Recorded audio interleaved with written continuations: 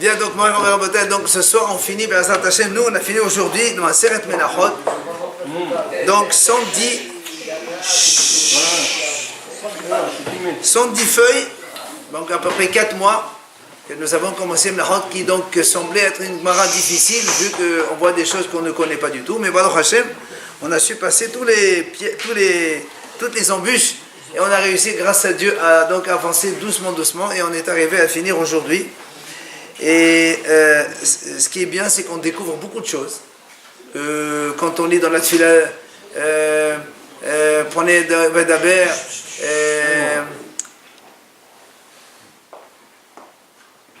quand on dit par exemple dans l'électorat,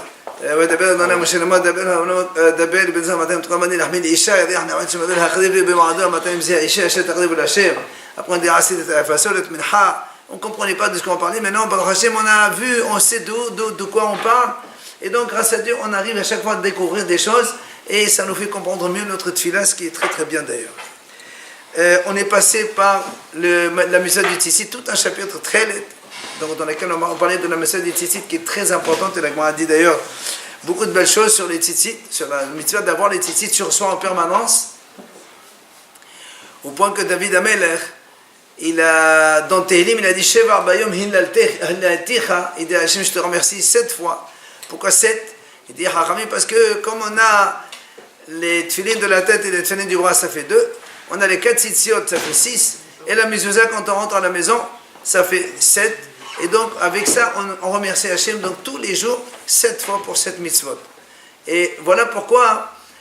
C'est une grande mitzvah d'avoir les tzitzit sur soi et ça protège beaucoup. Et on a vu des histoires comment ça protège de la Avera aussi.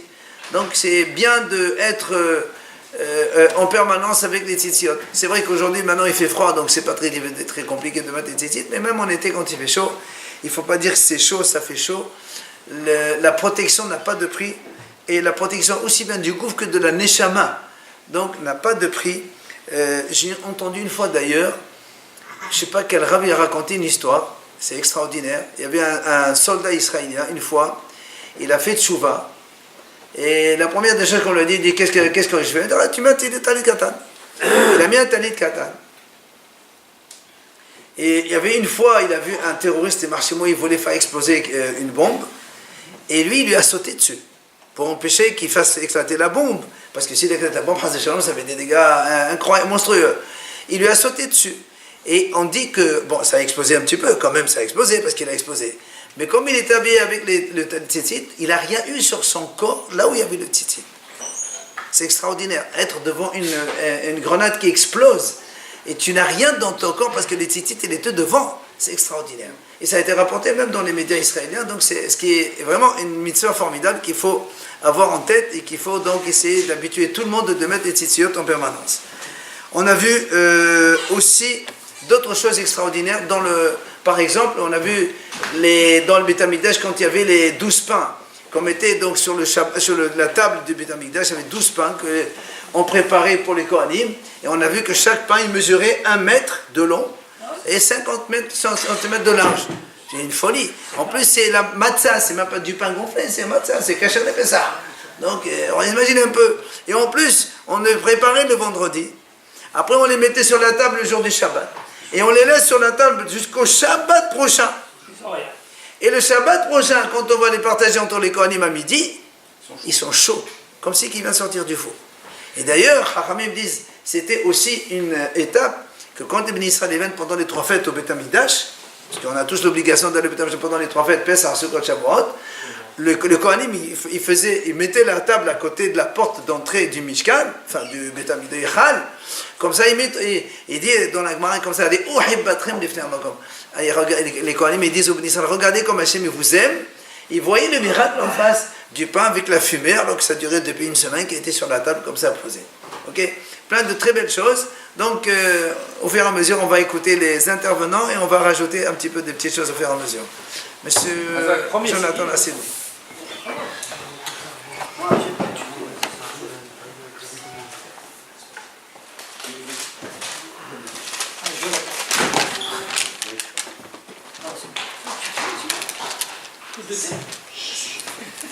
Alors dans le traité Menachot, à la page 43b, Et il est dit, Rabbi Shimon Bar Yochai dit, celui qui prend garde à la mitzvah de tzitzit méritera de recevoir la face de la présence divine. J'ai lu une histoire sur le Gaon de Vilna. Lorsqu'il s'apprêtait à quitter ce monde, il se mit à pleurer et on lui demanda quelle était sa raison. Il répondit qu'il avait de la peine de quitter un monde aussi cher où il est possible d'acquérir mitzvot et Torah. Il suffit de quelques petites pièces pour accéder à la grandeur divine avec les tzitzit. Je crois que c'est Rashi, il dit que tzitzit, les lettres de tzitzit, ça fait 600. Les 8 fils plus les 5 nœuds, ça fait au total 613 mitzvot. Donc la grandeur de porter les tzitzit est toujours dans le traité Menachot, à la page 44a, on ramène une histoire, une agada sur l'élève de Rabbi Chia qui a été frappé par les tzitzit. On lui a dit qu'il y avait une femme de mauvaise mœurs, très très très très belle, qui prenait 400 pièces d'or pour et cet élève il lui a envoyé l'argent pour aller faire l'acte avec elle. Et cette femme, elle lui a préparé, on raconte, 6 lits d'argent et le 7e en or. Et quand il est monté pour passer à l'acte, il était avec ses tzitzit, et ces 4 tzitzit lui ont tapé le visage, il est tombé à terre, et cette femme a été surprise, elle a dit « Mais qu'est-ce que tu as vu chez moi de répugnant ?» Elle lui a dit « Non, j'ai jamais vu une femme aussi belle que toi, mais aujourd'hui, ces 4 tzitzit, ils ont été témoins, ils m'ont frappé le visage. » Et dans le schéma, on lit dans un passage de Vayomer, il y a marqué 2 fois « Je suis l'Éternel, votre Dieu ». Et Rachamim lui disent qu'il y a marqué qu'il faut faire confiance en Hachem pour demander des comptes aux méchants dans le futur et retribuer le salaire des justes. Quand il a été frappé au visage par ces tzitzit, il s'est rendu compte qu'il allait faire une grave faute et ça lui a sauvé. Et cette femme, tellement surprise de l'acte de cet élève, lui a dit « Je ne te laisserai pas partir tant que tu ne m'auras pas marqué sur cette feuille ton nom, le nom de ta ville et de ton rabbin. » On raconte que cette femme, elle a donné un tiers de ses biens aux pauvres, un tiers de ses biens aux autorités, pour qu'il la laisse partir. Et le dernier tiers, elle a gardé avec les lits. Elle est partie chez Rabbi Chia pour se convertir. Une première fois, il n'a pas accepté, il a dit non, j'accepte pas. Et quand il lui a montré le papier, comme quoi elle était honnête, qu'elle voulait vraiment faire la conversion, il a accepté. Et Rabbi Chia, il lui a dit maintenant, ces matelas que tu as préparés pour lui en état d'interdiction, tu pourras les préparer maintenant en état de permission. Et ces matelas, ils resteront pour vous comme un rappel de la Teshuvah. Donc grâce au tzitzit, on voit la force que c'est une grande ségoula de porter les tzitzit et d'être correct avec les...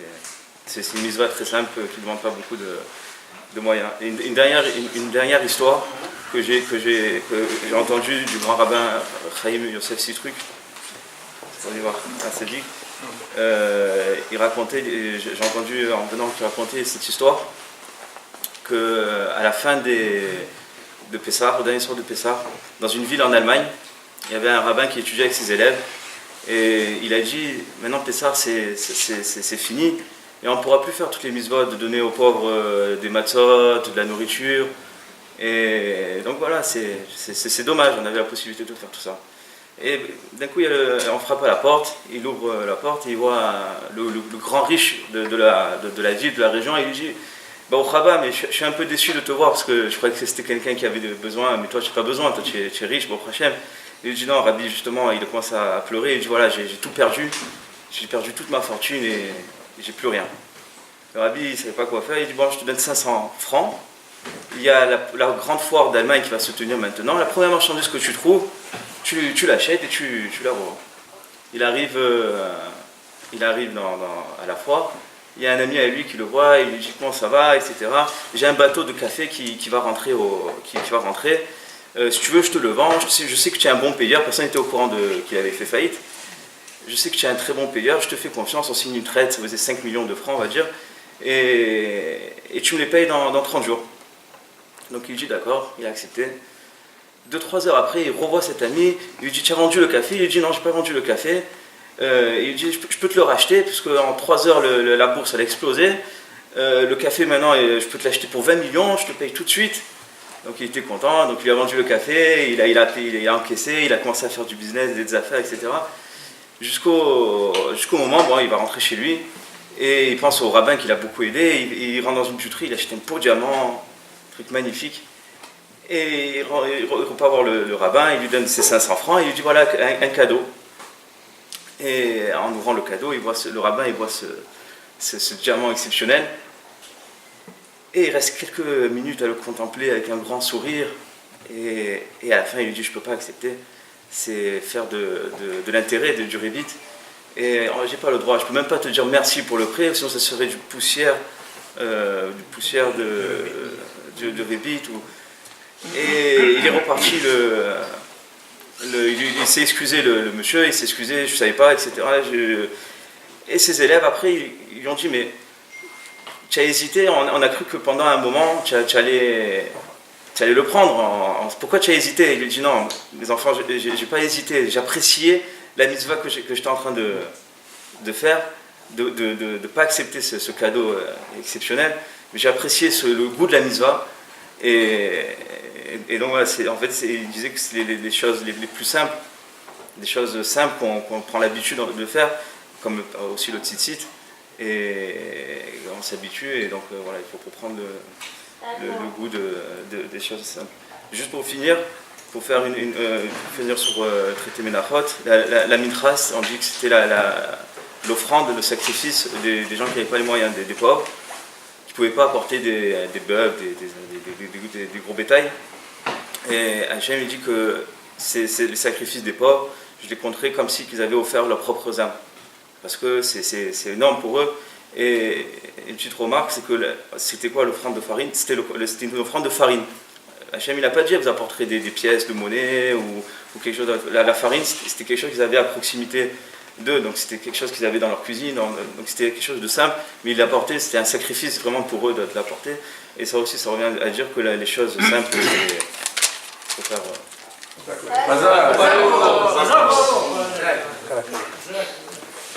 C'est pour dire qu'en fait, depuis qu'il a commencé, il n'a pas voulu nous lâcher celui-là. Ça fait combien de temps que tu es avec nous là? 3 ans bien pour TSF. Alors moi je voulais un petit peu reprendre tout à l'heure, comme ça après je laisse la parole au suivant. J'ai vu un hidouche, je vous assure, c'est mamash metikut à Torah. J'ai vu dans la Masech Menachot là, dans la Gemara on discute, on dit, on sait où on mettait les coupelles. Vous savez que la table où on mettait les pains, il y avait donc 12 pains. Il y avait 6 de chaque côté qui sont tenus par des planches et des broches et tout ça, tout est bien fait. Et la Gemara a dit, où c'est qu'on mettait? Il y avait 2 coupelles d'encens, de levona. Alors la Torah dit, al, au-dessus. Alors la Gemara a dit, comment tu vas mettre? Mais au-dessus du pain, c'est pas possible. Il dit, non, al, ça veut dire à côté. Comment tu sais? Il y a marqué Ve'alav Maté Menaché. La Torah dit Ve'alav Maté Menaché, on parle des drapeaux. Vous savez que les Bnei Israël, quand ils voyageaient dans le désert, ils étaient donc le Mishkan au centre. Il y avait les 12 tribus autour, 3 devant, 3 derrière, 3 à côté droite, donc sud, nord, est, ouest, c'est comme ça. Yehuda était à l'est, l'autre il est à l'ouest, et donc nord, sud. Et dans chaque côté, il y avait 3 tribus différentes. Et alors, comme il y a marqué vers Allah Maté Menaché, alors Menaché n'était pas au-dessus de l'autre, il était à côté, donc forcément c'est à côté. Alors le Rav il a rapporté, moi je voulais prendre le hommage. Dans Bamidbar justement, en parlant là-bas des Bassar, les Bnei Israël, regardez. La Torah dit, premier groupe, donc puisqu'il y a 3 trios de tribus, le premier c'est Yehuda, après il y a marqué, Ve'achonim alav Mati Issachar. Il y a marqué Alav Issachar. Après il y a marqué Honim Alav, le troisième, non, Mati Zevulun, donc il n'y a que Zevulun. Ok, ça c'est un. Donc il y a marqué Alav Mati Issachar. Et donc on sait très bien que Alav Mati Issachar c'est pas au-dessus, c'est à côté. Alors pourquoi la Gemara elle a pris que Ménaché? Encore plus, prenons le deuxième. Il y a marqué Réhouven sur le côté.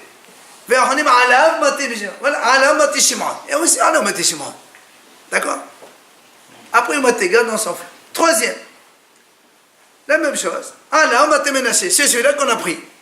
Et le quatrième, Allah Maté Hacher.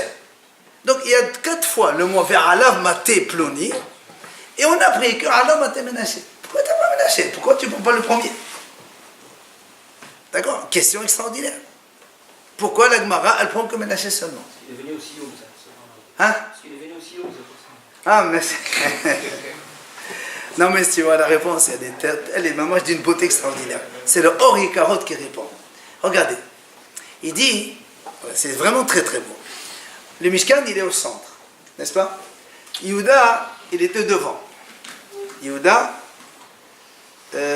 après on a dit Issachar et Zvulun. À côté, il y a Réhouven, Shimon et Gad. À côté, il y a Asher, Dan et Naphtali. Et derrière, il y a celui-là, justement, Ephraïm, Ménaché et Benyamin. C'est clair? Voilà comment on voyageait. Le Mishkan au centre, les Kohanim, la Kedusha, toute la sainteté elle est au centre, et voilà comment on voyageait. Alors il dit, lui, quand on dit Ve'alav, prenez le cas de Yehuda. Yehuda, il est le premier qui voyage. À côté, il y a Ménaché, et à côté, il y a Issachar et Zvulun.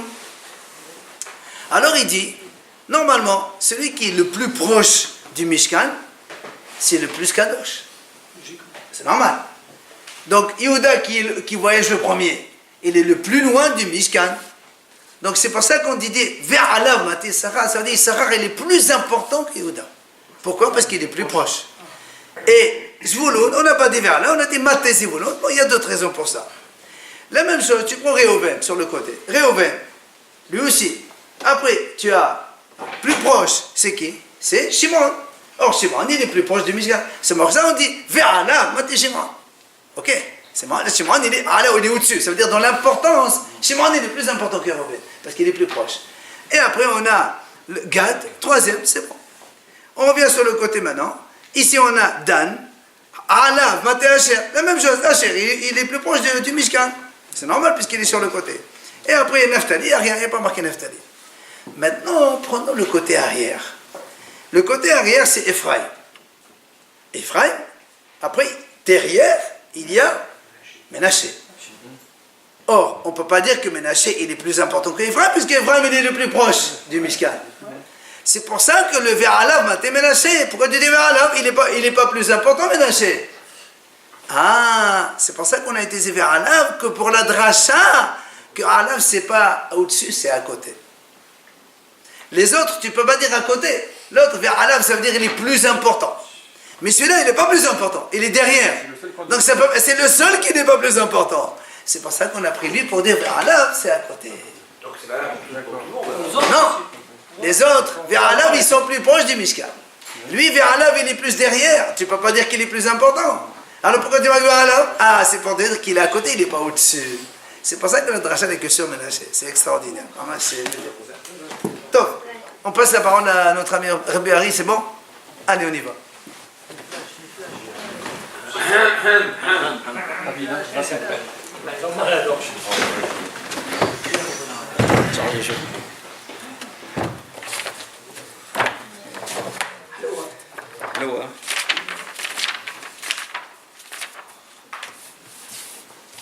Alors j'ai préparé que 5 pages, pas beaucoup. Recto verso, non, recto simple. Alors, c'est vrai que c'est une matière, comme l'a dit le Rav, c'est une matière très très difficile, assez compliquée.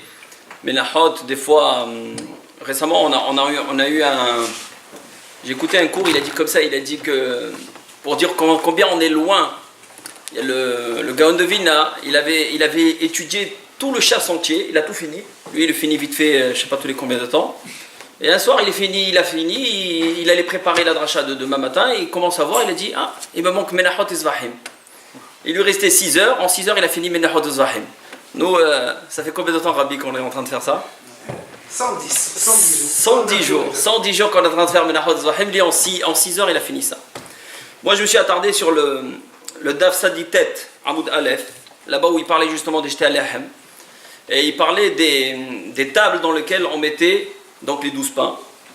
Et là-bas, on a ramené une mahloquette à savoir sur ces tables où est-ce qu'il y avait les pains, est-ce qu'on les mettait dans les tables du roi Salomon, parce que le roi Salomon lui il a fait 10 tables en plus, Et il y avait les tables de Moshe Rabbeinu. Il y en a qui disent qu'ils sont 3, il y en a qui disent qu'ils sont 2.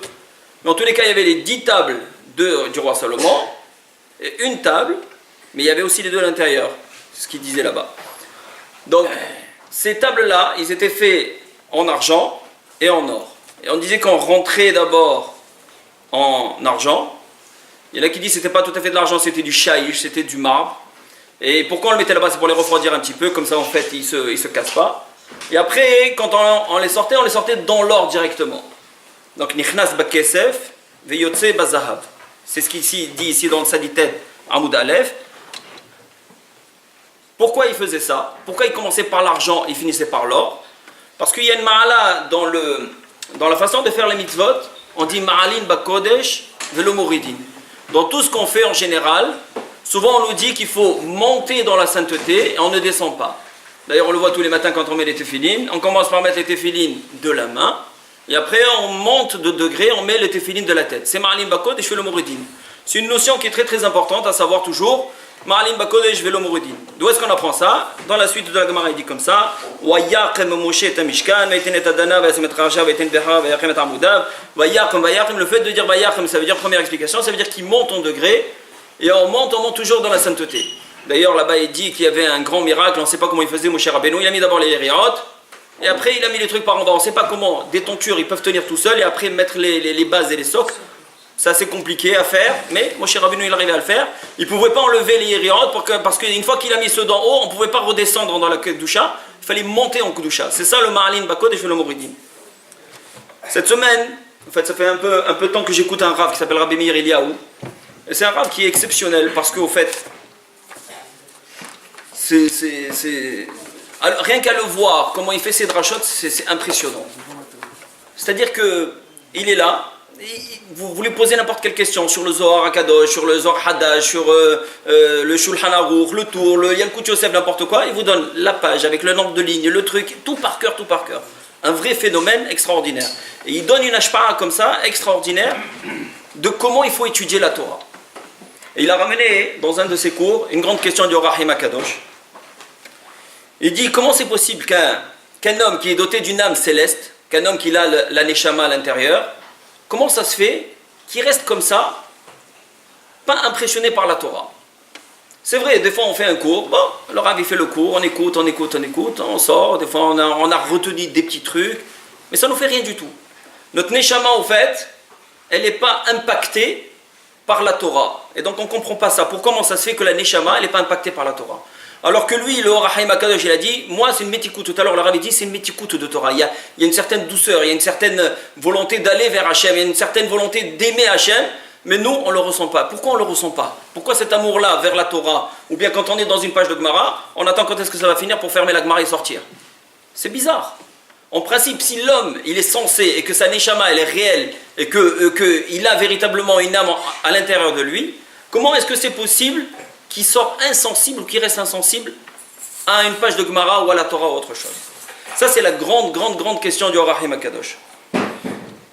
Et il donne un principe comme ça, il dit Kol Yesod Rotze la Hazor la Shoreshelo. Chaque fondement, il veut revenir à ses racines. Il dit comme ça, c'est facile. L'âme qui est composée, on va dire, quelque part de quelque chose d'impalpable, c'est du feu, il y en a qui disent c'est du feu. Il veut remonter vers Hachem qui est du feu. Le Afar, par exemple, le gouffre qui est fait à partir du Afar, il aime bien dormir. Afar, laisse-le tranquille dans la terre, comme il faut. Maïm, pareil, on compare toujours la Hatzlut, ce qu'on appelle la fainéantise, à l'eau. Pourquoi? Parce que ça descend, c'est quelque chose qui descend. Mais l'âme elle-même, en principe, elle aspire à monter vers Hachem. Alors, raison de plus. Si le Yesod, il veut aller dans son Shoresh, si le fondement de chaque chose, il veut revenir à ses racines, comment est-ce que c'est possible que l'âme n'a pas cette sensation-là? Alors, il nous raconte une petite histoire. Une petite histoire, le Rav Meir Eliyahu sur le Rav Tzadka et Rav Hades. Ils passaient par Sha'ar Shechem là-bas. Et quand ils sont passés par Sha'ar Shechem, ils connaissent la belle chanson de Kulthum. Ils entendent la chanson de Kulthum, Inta Amri. Et on voit Rav Hades, ou Rav Tzadka, l'un des deux, il était en train de pleurer. L'autre, il pose la question, il dit, pourquoi tu pleures? Qu'est-ce qui t'arrive? Tu écoutes Kulthum, maintenant tu pleures, ça t'a fait quelque chose? Il a dit, non, pas du tout, tu n'as rien compris. Qu'est-ce qu'elle raconte dans cette chanson-là? Elle dit comme quoi elle attend avec impatience son hatan, son mari, et que ça lui fait très très longtemps qu'elle n'a pas vu, etc. Il lui dit, nous, Hachem, des fois on sort là de trucs, on est en train de marcher, des fois on parle de rien du tout. Il faudrait qu'à chaque fois, à chaque instant, on ne pense qu'à une seule chose, c'est à cet amour infini qu'on a vers Dieu. Et c'est ça, ce qui demande le Rahim Akadosh, c'est qu'il faut exceller pour arriver à ce stade-là et d'aimer Akadosh Baruch Hu sans limite. C'est comme on dit dans le Shir HaShirim, on dit Al-Mishka Bibalelot Bikashti Tchava Nafshi, Bikashti Velo Mesatim. Qu'est-ce qu'elle veut? Al-Mishka Bibalelot quand je dors, Bikashti Tchava Nafshi. Mon âme, elle veut celui qu'on aime, c'est qui? Et moi je le cherche et je ne le trouve pas. Pourquoi je ne le trouve pas? Alors il donne une réponse. La réponse, elle est très difficile pour nous. Parce qu'il dit que l'homme en lui-même, le fait qu'il avance dans le temps, il s'est créé ce qu'on appelle des carapaces. Il s'est créé ces clipotes là autour de lui. Ces clipotes là, ils peuvent venir de plusieurs. Ils ont plusieurs racines. L'une des racines, il dit, c'est de manger pas cachère. Hazve shalom, celui qui mange pas cachère. Des fois, il fait pas attention. C'est pas parce qu'il va aller manger pas cachère véritablement. Ça va, c'est pas une ashgaha. C'est une ashgaha. C'est bédine. C'est comme ça. Alors automatiquement, il dit, ça va, c'est pas très grave. Non, c'est grave. Fais attention à ce que tu manges. Le fait de manger pas cachère, ça crée une clipa. Le fait de hazve shalom, de voir des choses pas bien dans la rue, ou de commencer à avoir des mauvaises pensées pour voir d'autres femmes ou autre chose. Dans ces cas-là, ça crée ce qu'on appelle encore une fois plein d'autres carapaces. Et il dit ça, c'est des carapaces qui sont très très difficiles. C'est des clipotes qui va faire qu'on est insensible à la Torah. Ça veut dire que petit à petit, Hachem, il envoie des rayons de lumière. Et comme tu as une carapace énorme, tous ces rayons de lumière, ils viennent et ça fait rien du tout. Et c'est ce qui fait qu'on est insensible à ça. Et il a dit, l'homme, il faut qu'il se réveille et qui prend conscience que toutes ces carapaces-là, ça lui fait énormément de mal, et il ne comprend pas pourquoi, lui, il n'aime pas Hachem, et il n'aime pas la Torah d'Hachem. On peut dire, oui, ça nous a plu parce qu'il y avait une belle histoire, ou il y avait une belle chanson, ou quoi que ce soit, mais bon, il ne peut pas comprendre. Comment expliquer ça? Il a dit, c'est comme si vous prenez Hazve Shalom, quelqu'un qui n'a jamais vu, un aveugle, et tu lui dis, tu sais, le coucher du soleil, dans la nuit, c'est beau, machin, il n'a jamais vu, il ne sait pas ce que c'est, il ne saura pas apprécier. Ou bien va voir quelqu'un, par exemple, la Shabbat, tu lui dis, tu sais, on a fait une dafina, mais il n'a jamais goûté, il n'a pas de goût, il n'a pas d'odeur, il n'a rien du tout. Il ne connaît pas ce que c'est le goût. Donc tu ne peux pas lui expliquer quelque chose qui est très très bon. Donc dans ces cas-là, ces carapaces-là, c'est ce qu'ils font. Ils font que, au fur et à mesure du temps, ces carapaces, elles deviennent de plus en plus épaisses, et on n'a plus aucune sensibilité à Hazve Shalom. Et après 120 ans, si on arrive là, on va dire, monsieur, qu'est-ce que tu as fait? Ben, le carapace, et ben tu reviens, tu recasses la carapace. Et il a dit, il faut prendre conscience, tant qu'on est vivant et qu'on est là, il faut faire en sorte d'avancer. Il dit, le meilleur qui peut nous donner cet exemple-là, c'est Rabbi Akiva lui-même. Rabbi Akiva lui-même, il est arrivé à 40 ans, il ne savait ni lire ni écrire, rien du tout. Et il passe devant un fleuve, qu'est-ce qui se passe? Il voit une petite goutte d'eau qui tape. Il voit d'abord un grand trou dans un rocher, il dit, c'est quoi ce trou dans le rocher? Il y en avait qui était là en forme de vie, il dit, tu sais, ça c'est la petite goutte que tu vois là, via la sédimentation, au fur du temps, elle a fait un trou dans un rocher. Quoi? Une goutte d'eau, elle peut faire un trou dans un rocher. Il dit oui, à force, petite goutte, ça enlève et ça fait le trou que tu vois. Ah, si c'est comme ça, ben, je vais commencer. Petit à petit, il va commencer. Eh ben, il est temps peut-être de commencer, nous, c'est Bezat Hashem. C'est vrai qu'il faut prendre sur soi, d'avancer doucement. Faire tout d'un coup, on n'y arrivera pas. Mais petit pas. Commencer à enlever ce qu'on appelle les clipotes. C'est quoi enlever les clipotes? Quelqu'un, par exemple, il marche dans la rue, il voit quelque chose de pas bien, il va arriver, il va faire la prière. Tous les Mekoubalim, ils disent la même chose. Celui qui fait une prière, après avoir vu quelque chose de pas bien, la prière, elle va à la Sitra Hara, elle ne va pas vers Hachem. Alors c'est quoi? Qu'est-ce qu'on fait? Alors on ne prie pas? Non, parce que si on ne prie pas, on va nous demander pourquoi tu n'as pas prié. Tu commences à prier, tu fais un voilà, je viens à Hachem, je viens vers toi, je vais aller prier, je vais faire minha, etc. Avant de commencer, tu peux aller faire Netilat Yadayim. Il y a une mitzvah d'aller faire Netilat Yadayim avant de commencer la tefila. Donc c'est des petites choses. Ou bien avant d'avancer ou d'arriver toujours en retard, c'est d'arriver un petit quart d'heure avant, commencer à lire un petit peu de Tehillim, autre chose, etc. Et donc quand on va venir à voir Akadosh Baruch Hu, alors le roi des rois, tu ne peux pas venir comme ça. C'est comme si que tu vas aller te présenter devant quelqu'un d'important, tu ne peux pas venir comme ça, ah, Baba Aziz, bonjour. Non, prépare-toi, fais comme il faut, dis de ce que tu vas dire, etc. Bon, Hachem, nous, on a cette chance-là tous les matins de venir au Daf Yomi, donc à 6h moins 10. On fait 3/4 d'heure de Daf Yomi. Après, on a le temps de lire toute la Ptiha, doucement, tranquillement. Après, on a le temps même des fois de lire Tehillim, des fois de faire un Hokli Israël, avant d'attaquer la Tfila. Donc ça veut dire qu'on est blindé. On peut dire qu'on est blindé quand on va attaquer la Tfila. Et bien, Hachem, on peut être prêt à prier avec Hachem et à parler avec le roi des rois. Mais si on arrive à la dernière minute, on n'a pas fait ni la ptiha, ni le truc, ni machin, Baruch Shamar direct, des fois, Baruch Shamar c'est pas grave, on enlève, c'est pas grave. Non, il faut faire ce qu'il faut, et ça c'est pour enlever les clipotes, c'est petit à petit, et chaque chose, il faut avancer au fur et à mesure. Et il a donné un autre petit exemple pour comprendre un petit peu c'est quoi ce système de clipote. Il a dit, imaginons quelqu'un, il a un petit abcès dans la main, on lui donne une pommade, monsieur, voilà, tu vas mettre la pommade 3 fois par jour, c'est le docteur Bensidon, c'est ça 3 fois par jour la pommade, et ce qu'il fait, il met le manteau, il met le sweat, le t-shirt, etc. Il met sur le manteau la pommade. Docteur, ça marche pas. Il dit, comment tu as mis? Mais il dit le manteau, mais enlève le manteau. Ah ouais, mais il l'a mis après sur le pull. Mais c'est pas comme ça que ça marche. Enlève le manteau, enlève le pull, enlève le t-shirt, enlève le truc, etc. Tu mets sur la peau directement, et au fur et à mesure, quand tu vas mettre ta pommade, tu vas voir que ça va partir. Mais il faut faire ce travail-là, d'enlever au fur et à mesure ces clipotes-là. Enlever au fur et à mesure ces clipotes, c'est un travail non-stop. De la même façon que pour les créer, ces clipotes-là, on a mis énormément de temps. Il faut le faire, il faut commencer un jour et enlever ces clipotes. Là, Baruch Hashem, il y en a qui, on a pris sur nous de prier au net, il y en a qui ont pris sur après la tuila de faire un petit chiour ou quoi que ce soit, mais il faut avancer. Et bien, Azat Hashem, grâce à ça, et grâce au Rav Azat Hashem qui est avec nous et qui nous aide tous les matins à faire ça, on arrivera, si Dieu veut, à avancer et à amener ma chère Tzidkenu Vimravi. Amen.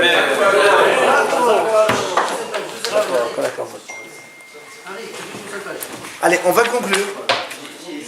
Je vais raconter une toute petite histoire qui est marquée dans la Gemara, mais ça nous donnera un grand enseignement. Alors, la Gemara raconte.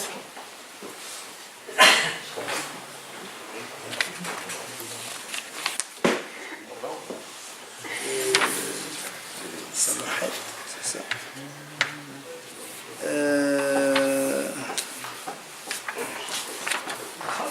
C'est Mnachot, toujours Mnachot, ça va peut-être. Non.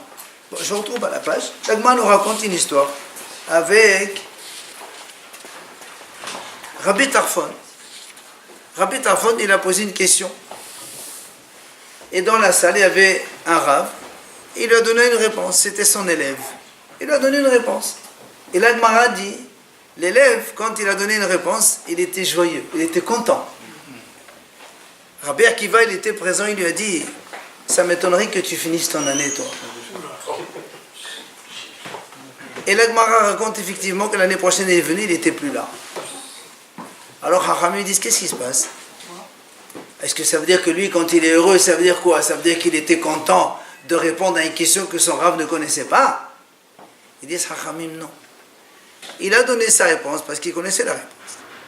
Mais la Torah ne permet pas ce qu'on appelle un déshonneur au Rav, même dans la mimique.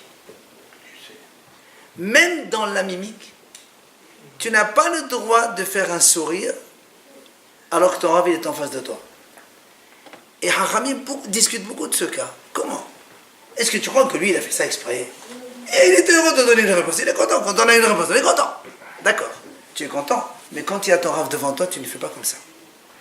Et de là, on apprend combien on doit faire attention au kavod des rabbanim. Le kavod des rabbanim, c'est quelque chose de très important. Tout celui qui est Talmid Chacham, tout celui qui t'a enseigné, tout celui qui t'a dit des choses, David Amelech dit même ne serait-ce un mot, c'est marqué dans le kavod, on doit du kavod.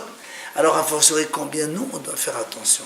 Vous savez, le monde, il est fait comme Hachem, il fait vivre chaque époque dans sa génération, chaque dor, comme on dit, dor vers Abanav, dor vers Vensiav, chaque génération. Alors, moi, je ne peux pas dire j'aurais aimé vivre dans l'époque de Rabbi Akiva. Ben non, tu ne peux pas.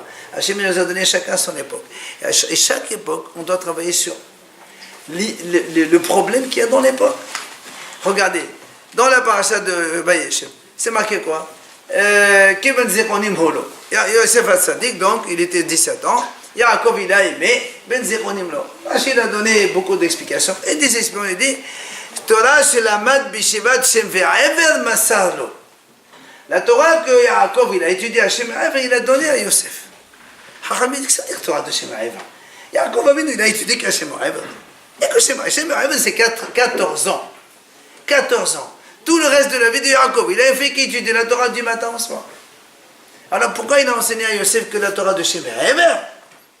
Et le reste, non. Et les autres enfants, non, il ne leur aura pas raconté ça. Hachamim disent non. Yosef, Yaakov, sans le savoir, rappelez-vous, on a dit, il y a 2 Shabbatot, que Yaakov, tout ce qu'il a étudié de la Torah quand il était chez son père, c'est une Torah à part. Maintenant, quand il va affronter Lavan, quelle influence, quel environnement chez Mishmor. Il fallait étudier notre Torah spéciale.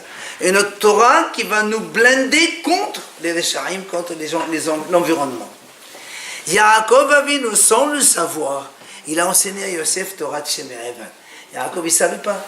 Mais Yosef, il allait être vendu en Égypte. Comment Yosef, il a pu affronter les Égyptiens pendant X années? C'est parce que Yaakov, il lui a donné la Torah de l'influence extérieure. Il lui a appris comment on résiste aux influences extérieures. Parce que les autres, les enfants de Yaakov, les autres Benjamin Lévi, ils étaient avec leur père tous les jours. Il n'y avait aucun problème d'influence. C'est pour ça que Yaakov, il a décidé d'enseigner à Yosef, sans le savoir encore une fois. Mais Hachem, il fait des choses que chacun, il doit savoir ce qu'il fait. Et quand Hachem nous présente, donc on étudie des halakhot, on étudie des shiurim, on étudie des histoires, chaque chose, ça doit nous faire réveiller. Une fois, il y avait un monsieur, il est venu raconter, il est venu chez le Havetz Haim à Radin. Alors Havetz Haim me dit, alors, d'où tu viens? Il dit, moi je viens de très loin. D'où tu viens? Genre de Chine, il est venu de Chine. Il dit, alors qu'est-ce qui s'est passé? Il dit, tu n'as pas entendu, il y avait un tremblement de terre en Chine. Ah, Havetz Haim me dit, eh ben dis donc, il a commencé à s'étonner, à s'exclamer. Et les gens, ils étaient étonnés. Havetz Haim, je t'en fous de ça. Je t'en fous de Chine. Bon. Il a dit, non. Chaque fois qu'on entend quelque chose, si on l'entend, c'est qu'Hachem, il a voulu que tu l'entendes, et donc tu dois prendre une leçon. Chaque fois qu'on entend quelque chose, c'est pas moi, je ne suis pas concerné. Même tu entends des choses de très loin de chez nous, on entend des choses là-bas, de très loin, ce qui s'est passé à droite, à gauche. Rien n'est pas, on ne doit pas rester insensible. Chaque fois qu'Hachem nous fait entendre quelque chose, chaque fois qu'on voit quelque chose, c'est qu'Hachem, il veut qu'on assiste à cela, qu'on voit cela, qu'on entend cela, et qu'on en tire les leçons. C'est ça le plus important. Qu'on sache tirer les leçons, qu'on sache étudier, qu'on sache bien profiter de l'environnement que nous avons ici, qu'on puisse faire en sorte, on a dit aujourd'hui dans la dernière page, on a dit l'essentiel, Hachem il a dit, il y a marqué dans le bœuf, il y a marqué dans l'animal, il y a marqué dans la volaille, il y a marqué dans la minha. Ça veut dire qu'Hachem dit, moi tu m'amènes une vache, tu m'amènes un petit agneau, tu m'amènes un petit oiseau, ou tu m'amènes 2,5 kg de farine, c'est exactement pareil pour moi. Ce qui compte, c'est le cœur que tu mets dedans. Vous voyez, donc c'est pas, Hachem il te demande, les gens ils m'ont dit, mais nous on ne peut pas devenir Havetz Haim. Mais personne ne t'a demandé de devenir Havetz Haim, monsieur. On ne t'a pas demandé de devenir Havetz Haim. On t'a demandé que le potentiel, Hachem t'a donné un potentiel de pouvoir étudier. Hachem nous a donné à tous, chacun un potentiel pour pouvoir étudier. Chacun, le nombre d'heures qu'il peut. Alors, ne lâche pas, ne rate pas. On a une vie, il ne faut pas la rater, Haz Shalom. Chacun il fait ce qu'il peut et chacun il rajoute un petit peu. Et quand on rajoute, vous savez, les Yetzirara c'est facile. Une fois on prend le dessus, une fois, 2 fois, 3 fois, après la zakah c'est terminé. Il vous lâche. Donc c'est pour cette raison qu'il faut faire des efforts, venir étudier. Celui qui veut faire le Dafaïm, on va rentrer dans Maseret Houlin, très très belle Maseret en plus on a plein de livres avec des photos, des choses, on parle de la Shita, on parle de plein de belles choses. Alors c'est intéressant, il y a beaucoup de choses intéressantes. Vous ne voulez pas le Dafaïm, il y a des shurim le soir, il y a des shurim le matin, ce que vous voulez, mais il faut étudier. La base d'un juif c'est la Torah, il n'y a pas autre chose. Hachem l'a dit, Yetzirara, Torah. Tu as Yetzirah, tout le monde a Yetzirah. La seule arme pour lui, mais la Torah, mais le sens, c'est pas parti. Si on étudie pas la Torah, on fait d'autres mitzvot, c'est très mignon. Mais la Torah, c'est l'essentiel. Il faut bien Hashem, mamash faire en sorte de hizour et faire avodat Hashem, mamash bimloah. Mamash, c'est la vraie, et la vraie avodat Hashem, c'est étudier la Torah, et que Hashem nous aide à tout moment et dans tous les instants, bien Hashem.